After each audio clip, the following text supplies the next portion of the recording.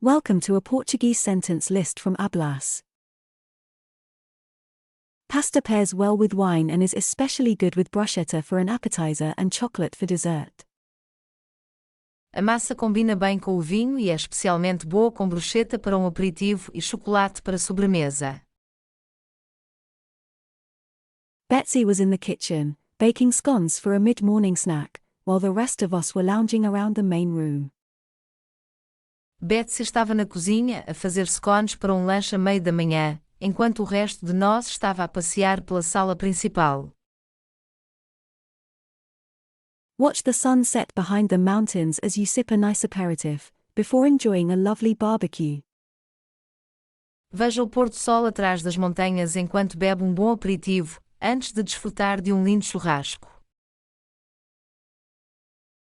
The best utensils for cleaning a barbecue are a wire brush or crumpled tin foil.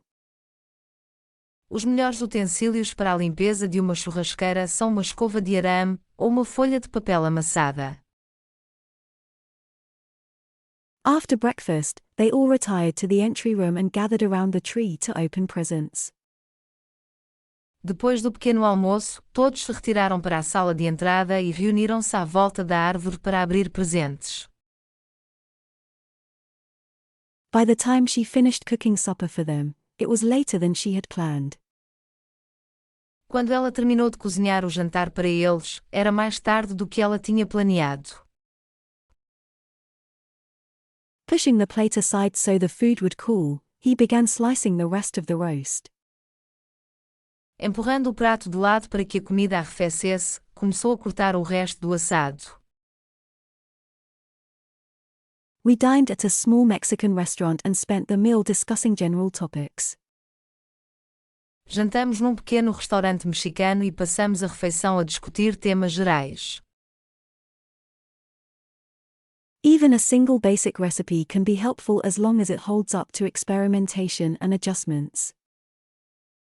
Mesmo uma única receita básica pode ser útil desde que se mantenha até à experimentação e ajustes. Stir with a whisk until the chocolate is completely smooth. Mexa com uma batedeira até o chocolate ficar completamente liso. Subscribe for more content like this, and check out the website for more example sentences and fun games. Thanks for watching.